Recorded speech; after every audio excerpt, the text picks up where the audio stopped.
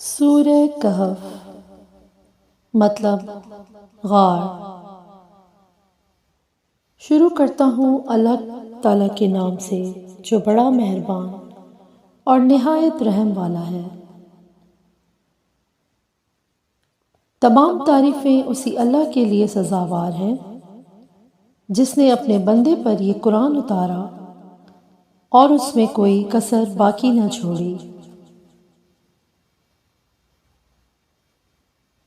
بلکہ ہر طرح سے ٹھیک ٹھاک رکھا تاکہ اپنے پاس کی سخت سزا سے ہوشیار کر دے اور ایمان لانے اور نیک عمل کرنے والوں کو خوشخبریاں سنا دے کہ ان کے لیے بہترین بدلہ ہے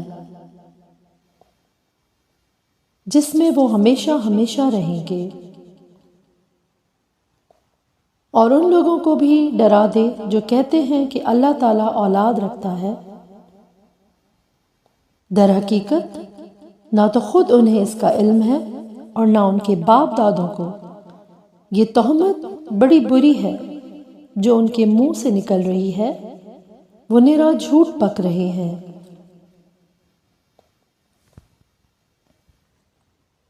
بس اگر یہ لوگ اس بات پر ایمان نہ لائیں تو کیا آپ ان کے پیچھے اسی رنج میں اپنی جان ہلاک کر ڈالیں گے؟ روح زمین پر جو کچھ ہے ہم نے اسے زمین کی رونق کا باعث بنایا ہے کہ ہم انہیں آزما لیں کہ ان میں سے کون نیک اعمال والا ہے۔ اس پر جو کچھ ہے ہم اسے ایک ہموار صاف میدان کر ڈالنے والے ہیں۔ کیا تو اپنے خیال میں غار اور کتبے والوں کو ہماری نشانیوں میں سے کوئی بہت عجیب نشانی سمجھ رہا ہے؟ ان چند نوجوانوں نے جب غار میں پناہ لی تو دعا کی کہ اے ہمارے پروردگار، ہمیں اپنے پاس سے رحمت عطا فرما اور ہمارے کام میں ہمارے لیے راہ کامیابی کو آسان کر دے۔ پس ہم نے ان کے کانوں پر گنتی کے کئی سال تک اسی غار میں پردے ڈال دیے، پھر ہم نے انہیں اٹھا کھڑا کیا کہ ہم یہ معلوم کر لیں کہ دونوں گروہ میں سے اس انتہائی مدت کو جو انہوں نے گزاری کس نے زیادہ یاد رکھی ہے۔ ہم نے ان کا صحیح واقعہ تیرے سامنے بیان فرما رہے ہیں۔ یہ چند نوجوان اپنے رب پر ایمان لائے تھے اور ہم نے ان کی ہدایت میں ترقی دی تھی۔ ہم نے ان کے دل مضبوط کر دیے تھے جبکہ یہ اٹھ کر کھڑے ہوئے اور کہنے لگے کہ ہمارا پروردگار تو وہی ہے جو آسمان و زمین کا پروردگار ہے، ناممکن ہے کہ ہم اس کے سوا کسی اور معبود کو پکاریں، اگر ایسا کیا تو ہم نے نہایت ہی غلط بات کی ہے۔ یہ ہے ہماری قوم جس نے اس کے سوا اور معبود بنا رکھے ہیں، ان کی خدائی کی یہ کوئی صاف دلیل کیوں پیش نہیں کرتے؟ اللہ پر جھوٹ افطرا باندھنے والے سے زیادہ ظالم کون ہے؟ جبکہ تم ان سے اور اللہ کے سوا ان کے اور معبودوں سے کنارہ کش ہو گئے، تو اب تم کسی غار میں جا بیٹھو، تمہارا رب تم پر اپنی رحمت پھیلا دے گا اور تمہارے لیے کام میں سہولت مہیا کر دے گا۔ آپ دیکھیں گے کہ آفتاب بوقت طلوع ان کے غار سے دائیں جانب کو جھک جاتا ہے اور بوقت غروب ان کے بائیں جانب کترا جاتا ہے، اور وہ اس غار کی کشادہ جگہ میں ہے۔ یہ اللہ کی نشانیوں میں سے اللہ تعالیٰ جس کی رہبری فرمائے وہ راہ راست پر ہے، اور جسے وہ گمراہ کر دے ناممکن ہے کہ آپ اس کا کوئی کارساز اور رہنما پا سکیں۔ آپ خیال کرتے کہ وہ بیدار ہے، حالانکہ وہ سوئے ہوئے تھے۔ خود ہم ہی انہیں دائیں بائیں کروٹیں دلایا کرتے تھے، ان کا کتا بھی چوکھٹ پر اپنے ہاتھ پھیلائے ہوئے تھا۔ اگر آپ جھانک کر انہیں دیکھنا چاہتے تو ضرور الٹے پاؤں بھاگ کھڑے ہوتے اور ان کے رعب سے آپ پر دہشت چھا جاتی۔ اسی طرح ہم نے انہیں جگا کر اٹھا دیا کہ آپس میں پوچھ گچھ کر لیں۔ ایک کہنے والے نے کہا کہ کیوں بھائی تم کتنی دیر ٹھہرے رہے؟ انہوں نے جواب دیا کہ 1 دن یا 1 دن سے بھی کم۔ کہنے لگے کہ تمہارے ٹھہرے رہنے کا بخوبی علم اللہ تعالیٰ ہی کو ہے۔ اب تو تم اپنے میں سے کسی کو اپنی یہ چاندی دے کر شہر بھیجو، وہ خوب دیکھ بھال کے شہر کا کون سا کھانا پاکیزہ تر ہے، پھر اسی میں سے تمہارے کھانے کے لیے لے آئے، اور وہ بہت احتیاط اور نرمی برتے اور کسی کو تمہاری خبر نہ ہونے دے۔ اگر یہ کافر تم پر غلبہ پا لیں تو تمہیں سنسار کر دیں گے یا تمہیں پھر اپنے دین میں لوٹا لیں گے، اور پھر تم کبھی بھی کامیاب نہ ہو سکو گے۔ ہم نے اس طرح لوگوں کو ان کے حال سے آگاہ کر دیا کہ وہ جان لیں کہ اللہ کا وعدہ بالکل سچا ہے اور قیامت میں کوئی شک و شبہ نہیں، جبکہ وہ اپنے امر میں آپس میں اختلاف کر رہے تھے۔ کہنے لگے ان کے غار پر ایک عمارت بنا لو، اور ان کا رب ہی ان کے حال کا زیادہ عالم ہے۔ جن لوگوں نے ان کے بارے میں غلبہ پایا وہ کہنے لگے کہ ہم تو ان کے آس پاس مسجد بنا لیں گے۔ کچھ لوگ تو کہیں گے کہ اصحاب کہف 3 تھے اور چوتھا ان کا کتا تھا، کچھ کہیں گے کہ 5 تھے اور چھٹا ان کا کتا تھا۔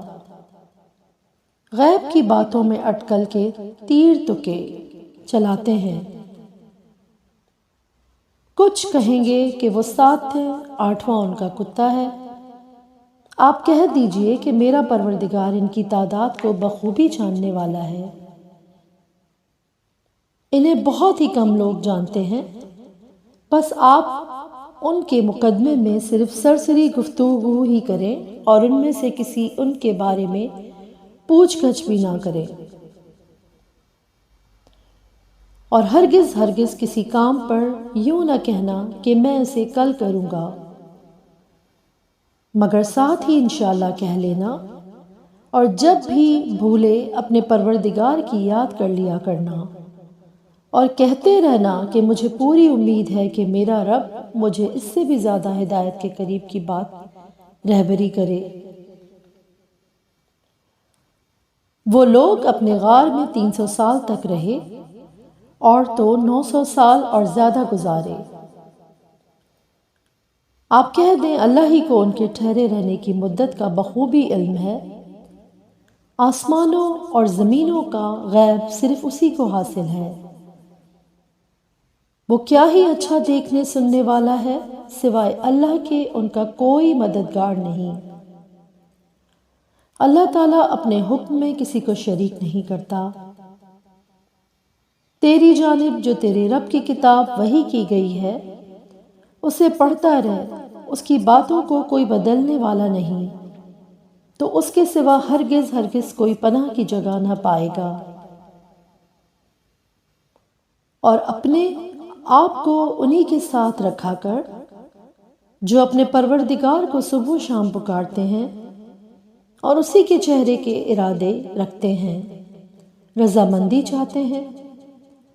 خبردار تیری نگاہیں ان سے نہ ہٹنے پائیں کہ دنیاوی زندگی کے ٹھاٹھ کے ارادے میں لگ جا۔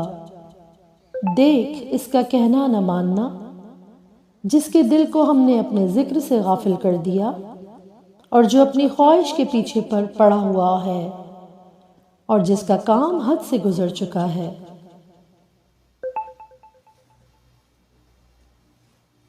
اور اعلان کر دے کہ یہ سراسر برحق قرآن تمہارے رب کی طرف سے ہے۔ اب جو چاہے ایمان لائے اور جو چاہے کفر کر لے۔ ظالموں کے لیے ہم نے وہ آگ تیار کر رکھی ہے جس کی کناتیں انہیں گھیر لیں گی۔ اگر وہ فریاد رسی چاہیں گے تو ان کی فریاد رسی اس پانی سے کی جائے گی جو تیل کی تلچھٹ جیسا ہوگا، جو چہرے بھون دے گا۔ بڑا ہی برا پانی ہے اور بڑی بری آرام گاہ دوزخ ہے۔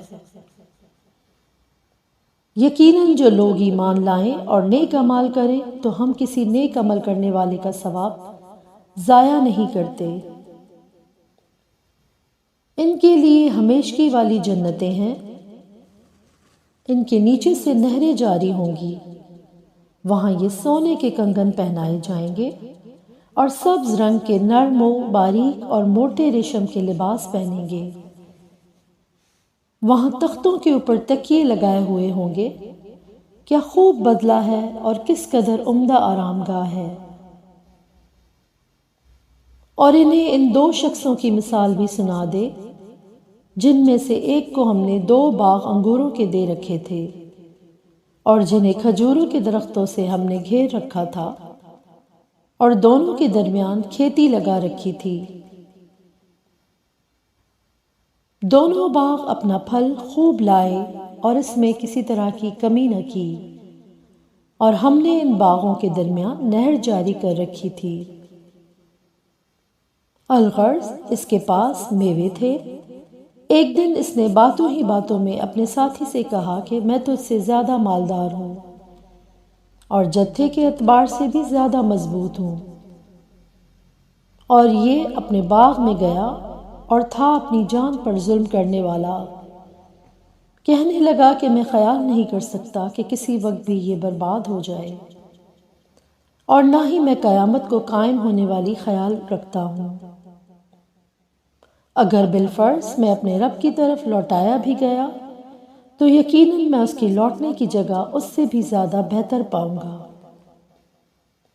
اس کے ساتھی نے اس سے باتیں کرتے ہوئے کہا کہ کیا تو اس معبود سے کفر کرتا ہے جس نے تجھے مٹی سے پیدا کیا، پھر نطفے سے پھر تجھے پورا آدمی بنا دیا؟ لیکن میں تو عقیدہ رکھتا ہوں کہ وہی اللہ میرا پروردگار ہے، میں اپنے رب کے ساتھ کسی کو شریک نہ کروں گا۔ تو نے اپنے باغ میں جاتے وقت کیوں نہ کہا کہ اللہ کا چاہا ہونے والا ہے، کوئی طاقت نہیں مگر اللہ کی مدد سے، اگر تو مجھے مال و اولاد میں اپنے سے کم دیکھ رہا ہے۔ بہت ممکن ہے کہ میرا رب تجھے تیرے اس باغ سے بھی بہتر دے اور اس پر آسمانی عذاب بھیج دے تو یہ چٹیل اور چکنا صاف میدان بن جائے، یا اس کا پانی نیچے اتر جائے اور تیرے بس میں نہ رہے کہ تو اسے ڈھونڈ لائے، اور اس کے سارے پھل گھیر لیے گئے۔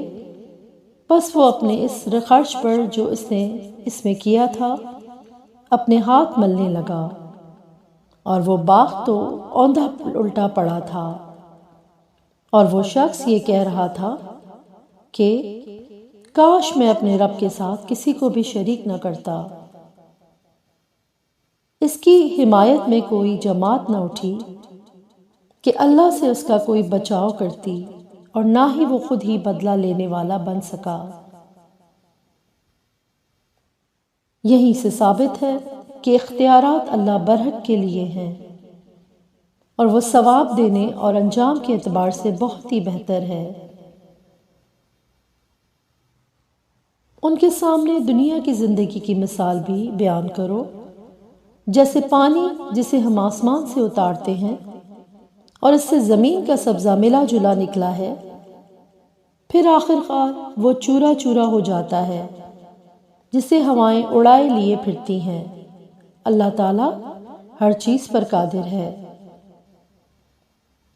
مال و اولاد تو دنیا کی ہی زینت ہے، اور ہاں البتہ باقی رہنے والی نیکیاں تیرے رب کے نزدیک ازرو ثواب اور آئندہ کی اچھی توقع کی بہت بہتر ہیں۔ اور جس دن ہم پہاڑوں کو چلائیں گے اور زمین کو تو صاف کھلی ہوئی دیکھے گا، اور تمام لوگوں کو ہم اکٹھا کریں گے، ان میں سے ایک ایک کو بھی باقی نہ چھوڑیں گے۔ اور سب کے سب تیرے رب کے سامنے صف وسطہ حاضر کیے جائیں گے۔ یقیناً تم ہمارے پاس اسی طرح آئے جس طرح ہم نے تمہیں پہلی مرتبہ پیدا کیا تھا، لیکن تم کو اسی خیال میں رہے کہ ہم ہرگز تمہارے لیے کوئی وعدے کا وقت مقرر کریں گے بھی نہیں، اور نامہ اعمال سامنے رکھ دیے جائیں گے۔ پس تو دیکھے گا گنہگار اس کی تحریر سے خوف زدہ ہو رہے ہوں گے اور کہہ رہے ہوں گے، ہائے ہماری خرابی، یہ کہ کیسی کتاب ہے جس نے کوئی چھوٹا بڑا بغیر گھیرے کے باقی ہی نہیں چھوڑا، اور جو کچھ انہوں نے کیا تھا سب موجود پائیں گے، اور تیرا رب کسی پر ظلم و ستم نہ کرے گا۔ اور جب ہم نے فرشتوں کو حکم دیا کہ تم آدم کو سجدہ کرو تو ابلیس کے سوا سب نے سجدہ کیا۔ یہ جنوں میں سے تھا، اس نے اپنے پروردگار کی نافرمانی کی۔ کیا پھر بھی تم اسے اور اس کی اولاد کو مجھے چھوڑ کر اپنا دوست بنا رہے ہو، حالانکہ وہ تم سب کا دشمن ہے؟ ایسے ظالموں کا کیا ہی برا بدل ہے۔